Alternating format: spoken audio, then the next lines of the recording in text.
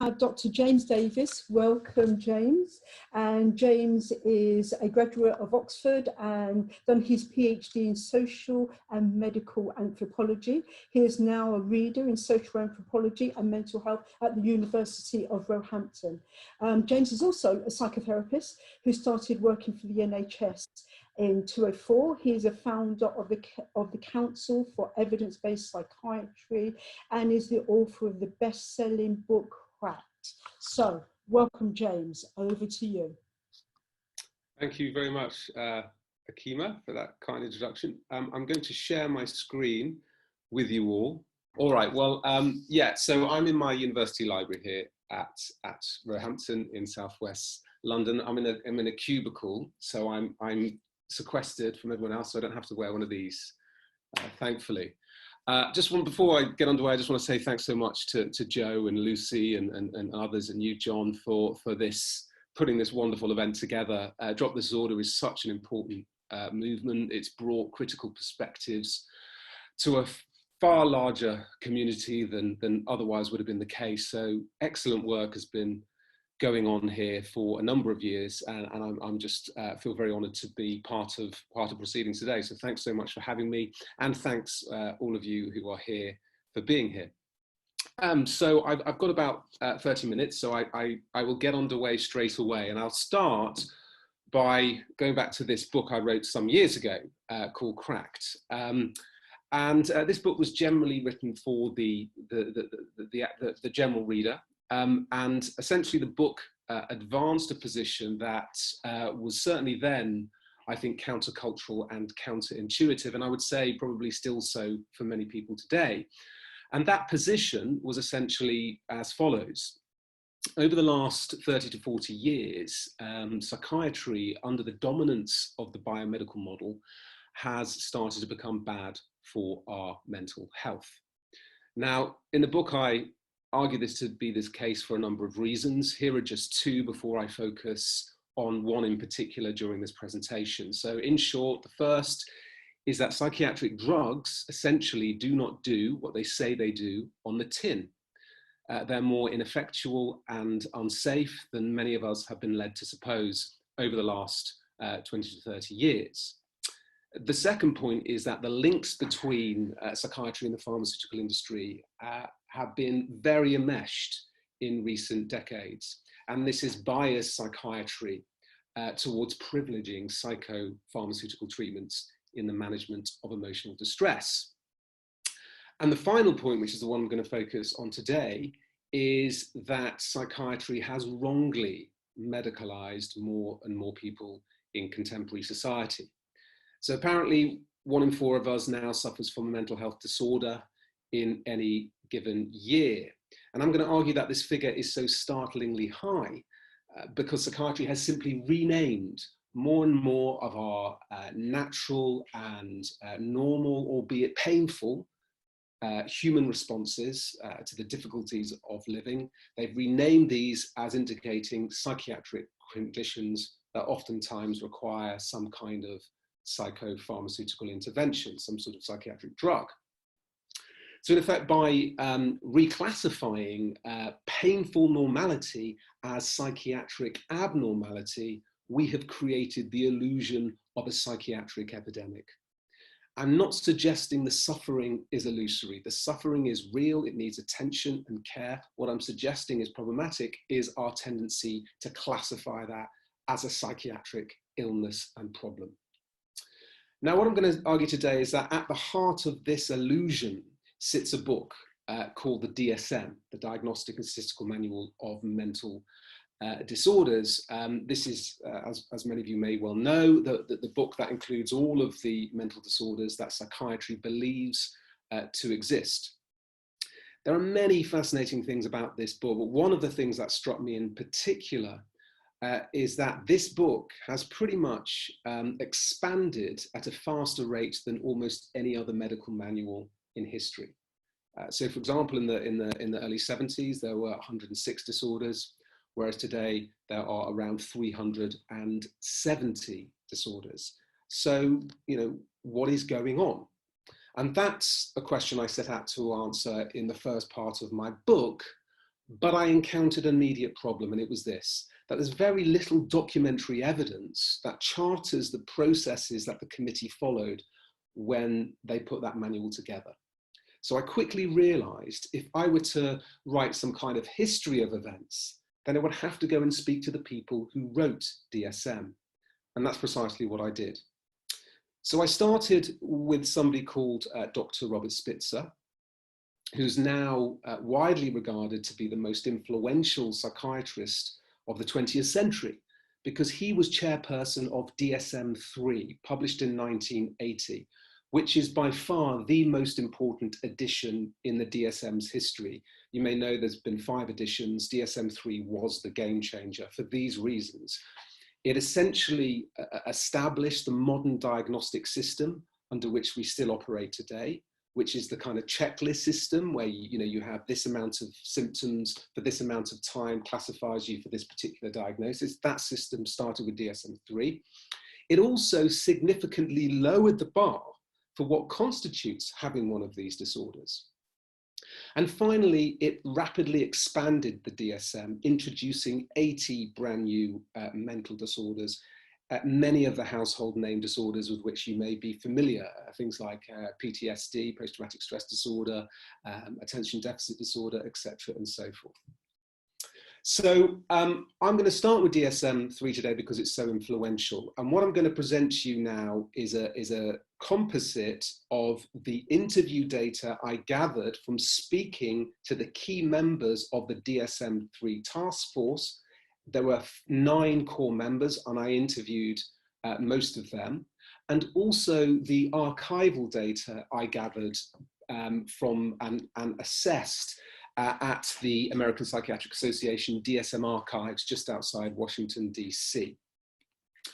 Okay, but before I get to some of that stuff, let me just first set the scene. So it's May, it's 2012, very sunny day. I catch the train from Manhattan, New York City to Princeton University. And I was traveling to Princeton University because Robert Spitzer, who was chairperson of DSM-3, had retired to a lovely New England house in the leafy suburbs just northeast of the university. So I get a taxi up to the house, I pull up outside, I go up to the front door, I knock on the door, Spitzer answers the door. He's wearing a sports top and shorts and sandals. And one of the first things he says to me is, James, excellent coming in. Do you want to stay for lunch? I just completed one of those vast American breakfasts about an hour earlier, so I struggled to politely agree. But then, to my relief, he said, "Well, look, before we have lunch, why don't we sit down so I can tell you what you want to know?" So we sit down in his front room, and our conversation begins. Now, my first question for Spitzer was the following. What was the rationale for the vast expansion of DSM that happened under his watch, right? 80 new disorders. And this is what he responded. The disorders we included weren't really new to the field. They were mainly diagnoses that clinicians used in practice, but which weren't recognized by the DSM. So by including them in the DSM, we gave them professional recognition. So presumably these disorders had been discovered in a biological sense. That's why they were included, right? No, not at all. There are only a handful of mental disorders in the DSM known to have a clear biological cause. These are known as the organic disorders.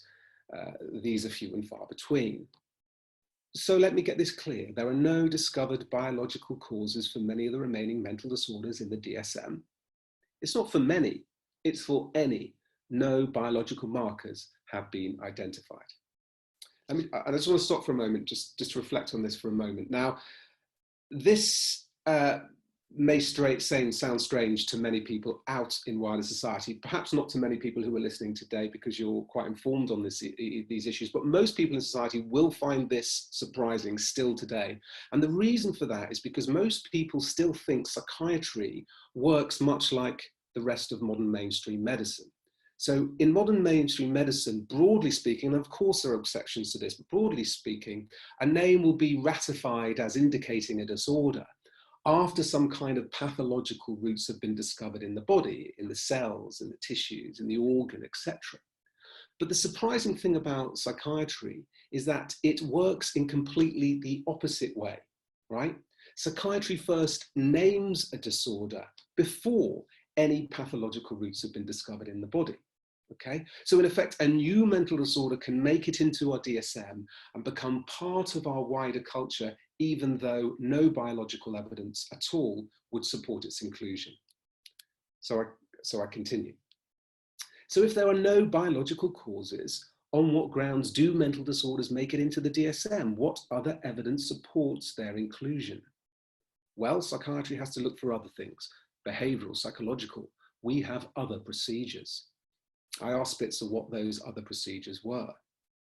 I guess our general principle was that if a large enough number of clinicians felt that a diagnostic concept was important in their work, then we were likely to add it as a new category. That was essentially it. It became a question of how much consensus there was to recognize and include a particular disorder. So it was agreement that determined what went into the DSM. That was essentially how it went, right? Just another point of reflection here.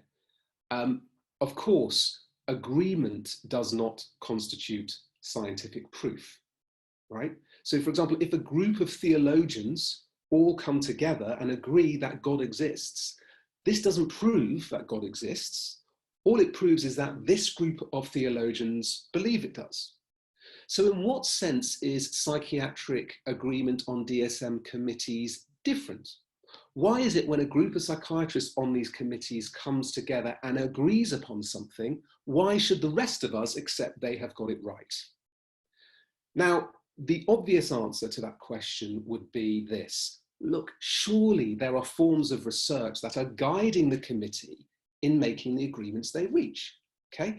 And if you were to make that point, that's a fair point to make. So let me address that point now by bringing in to the conversation someone called Paula J. Kaplan, and she's actually talking today, so you'll get to hear from her yourselves. Now, Paula's really important in the history of DSM, far more important than many people acknowledge, but she is. And one of the reasons, there are many, but one of the reasons she was important was because she was a consultant for DSM-3, and in particular because she lobbied DSM not to include a new disorder that was proposed for inclusion. And this disorder was called self-defeating personality disorder, or SDPD for short.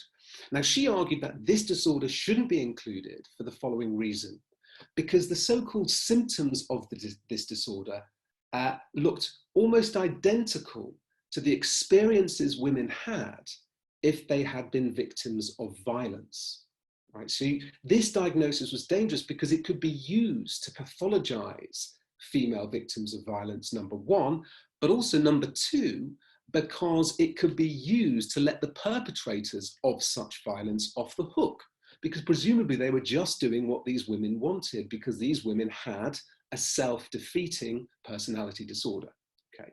So you see the logic here. And there was a precedent in the legal literature showing the misuse of this category to pathologize female victims of violence. So they lobbied very hard to stop this from being included, but Spitzer's team remained adamant he didn't want to exclude it. So interestingly, when I was at the archives, and there are thousands and thousands of documents, there's sort of 9 lineal feet of boxes relating to DSM. I was sifting through them one day and I found this little document entitled SDPD, and I whipped it out quickly and was just delighted to discover that what this document was the minuted meetings, at the minuted meeting where Spitzer rejects Paula Kaplan's petition to not include SDPD. And I'm going to read it verbatim to you so you can get a sense of what goes on in these committees, and here it is. Robert Spitzer, they, the women, present a narrow gauge but persuasive argument. Their powerful argument is that it is a political hot potato, the diagnosis SDPD. The feminist issue is a false one, that the diagnosis could pathologize female victims of violence. Think. Women's arguments seem irrelevant to the questions on the table. They are obscuring their own good arguments. The good arguments being that SDPD is a controversial diagnosis, the irrelevant arguments being those posed by Kaplan. Benedek. No empirical basis for category, but you're right. Arguments aren't responsive to questions. Rose. We do great disservice by backing off and not acknowledging that this pattern is pathological. Okay, so you get a sense from the committee that they don't want to listen. They're going to put this disorder in, and by the way, they do put it in. So in a last-ditch attempt to influence the committee, Paula launches on another strategy. She does the following. I decided to scrutinize thoroughly the very research used to justify including SDP in the DSM. Let's now have a little look at what she found. And I'd really say to you guys listening, stay with me here, because I think from this point on, it really begins to get very interesting. This is what she found. Firstly, she only found 2 pieces of research, which is a remarkably small amount by anyone's standard. But let's now have a look at what that research constitutes. In the first piece of research, which was undertaken by Spitzer, he took a group of psychiatrists who were working at one university who already accepted that SDPD existed, and then he simply showed these psychiatrists some old clinical case studies. All those psychiatrists then unanimously agreed that the people in the case studies had SDPD. Kaplan pointed out that just because some psychiatrists at one hospital all diagnosed their patients with SDPD wasn't proof that the disorder actually exists. All it proves, as she said, is that a group of psychiatrists working in the same institution gave the same label, rightly or wrongly, to a given set of behaviours. It proves nothing more than that. But if you think that first piece of research is weak, then just consider the second piece. A questionnaire was sent to a selected number of members of the American Psychiatric Association, and this simply asked them whether the diagnosis SDPD should be included in the DSM. A report that was published later by the psychologists Cutchins and Kirk showed that only 11% of those psychiatrists voted yes, which is surely not a representative sample of the psychiatric community. Now, you may say to me in response, look, James, I find this is shocking, I get it, terrible research basis to justify the inclusion of this disorder, but surely you're cherry picking. Okay, this is an extreme example you're using to rubbish the entire process. And if you were to make that argument to me, that would be a fair argument to make. So I'm going to have to deal with it now. And I'm going to deal with it by inviting into the conversation someone called Dr. Theodore Millen. Now, Theodore Millen is very important. And in the following quote, he's referring to the evidence basis, not just for the inclusion of SDPD, but the inclusion of all the disorders that went into the DSM-3. He said the following. There was very little systematic research, and much of the research that existed was really a hodgepodge, scattered, inconsistent, and ambiguous. I think the majority of us recognize that the amount of good, solid science upon which we were making our decisions was pretty modest. So let's now go back to my sitting with Robert Spitzer at his home in Princeton University. I read to Spitzer this quote to see what he made of it. And after a short and slightly uncomfortable silence, he responded in a way that I had not expected. This is what he said. Well, it is certainly true that for many of the disorders that were added, there wasn't a tremendous amount of research. And certainly there wasn't research on the particular way we define the disorders. In the case of Millen's quote, I think he's mainly referring to the personality disorders. But again, it's certainly true that the amount of research validating data on most psychiatric disorders is very limited indeed.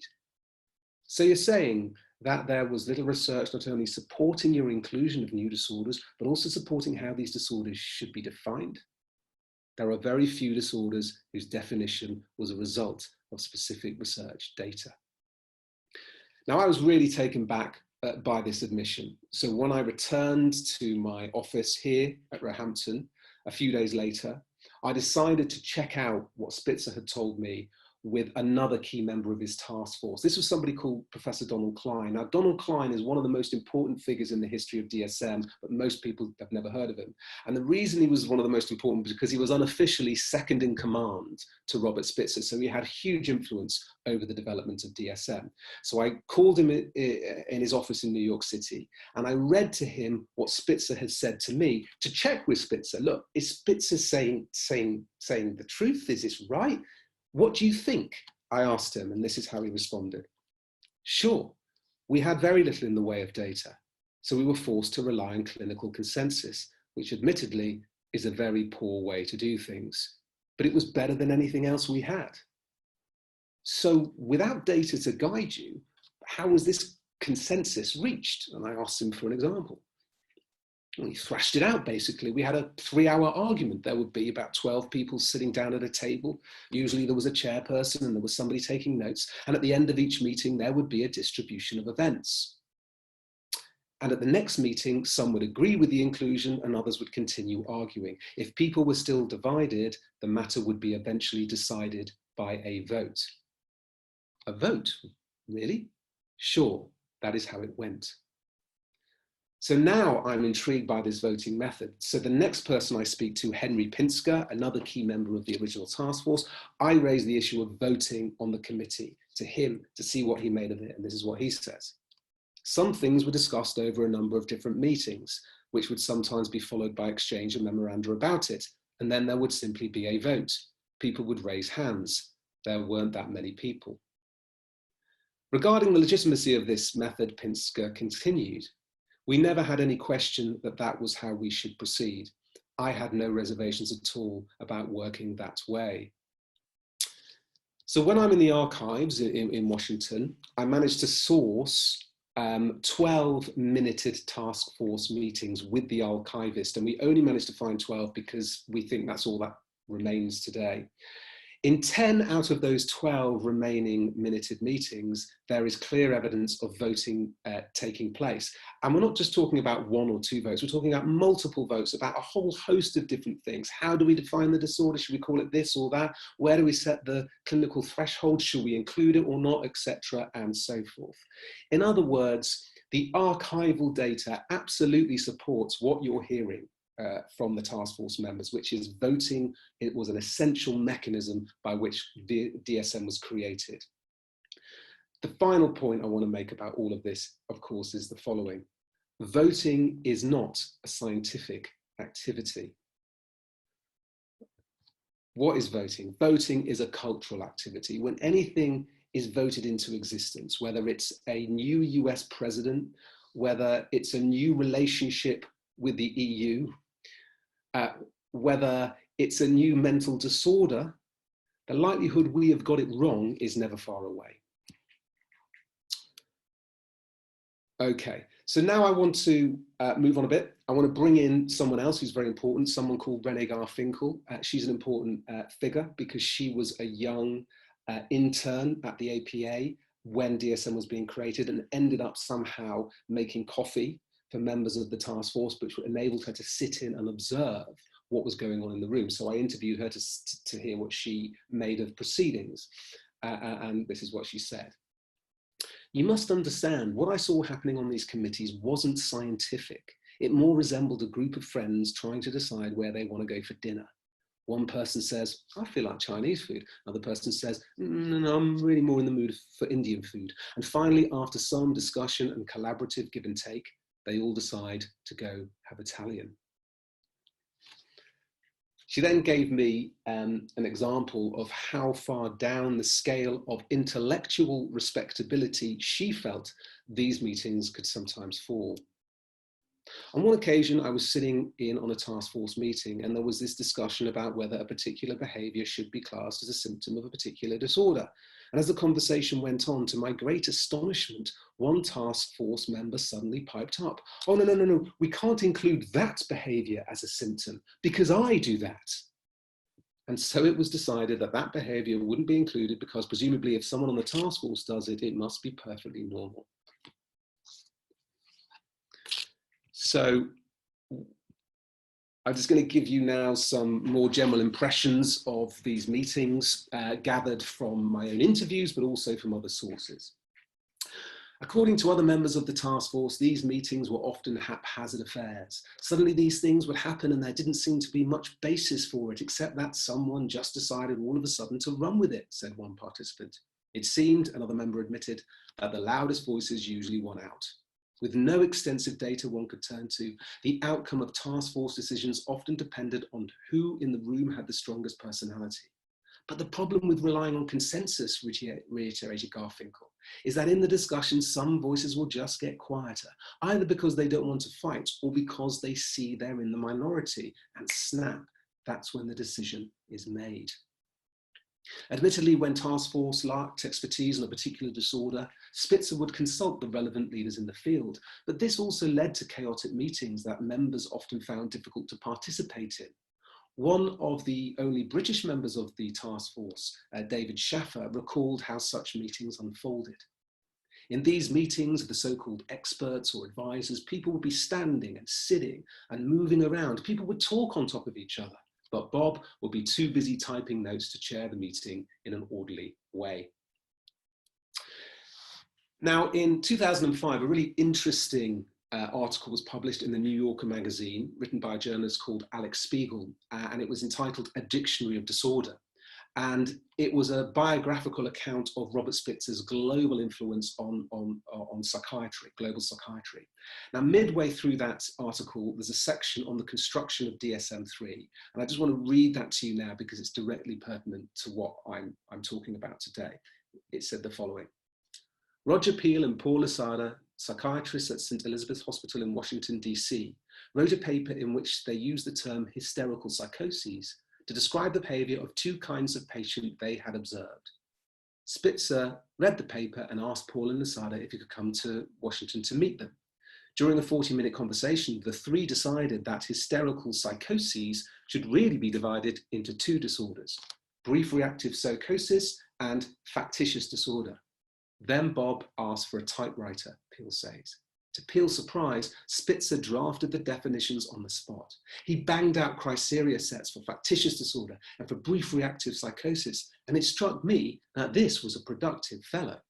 He comes in to talk about an issue and walks away with diagnostic criteria for two different mental disorders. And by the way, both of these disorders go into the DSM with only very minor modification from the original criteria written up in that room. Okay, so let me just move on a little bit. So as soon as Spitzer's DSM-3 was published in 1980, it became a sensation overnight. The almost 500-page long manual sold out immediately, and it took the publisher, the APA, off guard. It took them 6 months to catch up with all the other orders flooding in. The manual was not just purchased by psychiatrists, but by nurses, social workers, lawyers, psychologists, psychotherapists, etc., and so forth. And the enthusiasm quickly spread far beyond the United States. In Britain, for example, the manual had such impact that by the end of the 1980s, most British psychiatrists were being trained to use the DSM. Furthermore, DSM categories, Spitzer's, quickly became those that guided all research internationally into psychiatric disorders. This meant that the disorders studied by researchers in Germany, Australia, Canada, Britain, Scandinavia, and so on and so forth were those defined and listed in Spitzer's DSM. And yet, as the influence of this manual spreads globally, the truth about its construction remained obscure.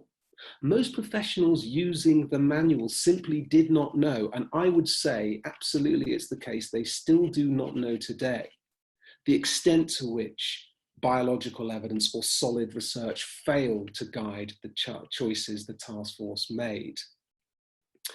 They did not know that the definitions of the disorders contrived, the validity of the disorders included, the symptom thresholds people must meet to receive the diagnosis, weren't decided on the basis of rigorous research, but were the product of committee decisions and agreements, which at best reflected the well-meaning professional opinions of a small subset of psychiatrists. In short, most people did not know that the fundamental changes Spitzer brought to global psychiatry only required the consensus of an extremely small group of people, 9 people. And I put that in, to Spitzer in my final interview with him, and this is something he says in response to that. Indeed, our team was certainly not typical of the psychiatric community, and that was one of the major arguments against DSM-3. It allowed a small group with a particular viewpoint to take over psychiatry and change it in a fundamental way. What did you make of that criticism, I asked. What did I make of that charge? Well, it was absolutely true. It was a revolution, that's what it was. We took over because we had the power. So that's a powerful quote, I think, from Spitzer. So I want to move on now. I've got about 10 minutes. We're going to go through DSM-4 very, very quickly for the last 10 minutes, so I'm nearly there. Okay, so in 1994, DSM-4 reaches the end of the shelf life and is replaced by DSM-4, which remains the DSM in use for 20 years, right up in 2013. I had the opportunity to interview the chairperson of DSM-4, Professor Alan Francis, on 2 separate occasions. And so when I spoke to him, I asked him, was there anything that he now regretted happening in the construction of DSM-4? Okay, and this is how he responded. Well, the first thing I have to say about that is that DSM-4 was a remarkably unambitious and modest effort to stabilize psychiatric diagnosis, not to create new problems. This meant keeping the introduction of new disorders to an absolute minimum. What did he mean by that? His team only introduced 8 new disorders into the main manual, which is a modest amount compared to the 80 introduced by Spitzer. On the other hand, however, this claim to modesty is very shaky. It does not acknowledge that he created 30 disorders but put them in the appendix and subdivided many existing conditions, creating new ones. So if you count the appendix inclusions and the subdivisions, all of which people can and are diagnosed with, then Francis's team expanded the DSM from around 270 disorders to 370, which in my view is the very opposite of conservatism. Yet despite that conservatism, and I let the comment slip, we learned some pretty tough lessons. We learned overall that even if you make minimal changes to the DSM, the way the world uses the manual is not always the way you intended it to be used. For instance, we added bipolar 2, Asperger's disorder, and finally we added ADHD. And well, these decisions help promote 3 false epidemics in psychiatry. I asked him what he meant by that. We now have a rate of autism that is 20 times what it was 15 years ago. By adding bipolar 2, we also doubled the ratio of bipolar versus unipolar depression, resulted in lots more use of antipsychotics and mood stabilizer drugs. Rates of ADHD also tripled, partly because new drug treatments were released that were aggressively marketed. So every decision you make has a trade-off, and you can't assume the way you write the DSM will be the way it will be used. Note for a moment, Alan Francis is blaming how people use the DSM on over-medicalization, on how people use it, not on the DSM. I think that's a very disingenuous move, by the way. It's the DSM that's at fault, in my view. But that's by the by. But let me carry on. So I say, so the way the DSM is being used has led to the medicalization of a number of people who don't really warrant their diagnoses. Exactly. Can you put a finger on how many people have been wrongly medicalized? There is no right answer to who should be diagnosed. There is no gold standard for psychiatric diagnosis, no objective tests, etc. So it's impossible to know for sure, but when the diagnosis rates triple over the course of 15 years, my assumption is that medicalization is going on. Could the situation be worse than this? I think it could, because he's not talking about the 30 disorders in the appendix and the subdivisions that made the problem worse. He's also not talking about the existing problem of over-medicalization he allowed to live on into DSM-4 from DSM-3, because he incorporated everything over. Okay.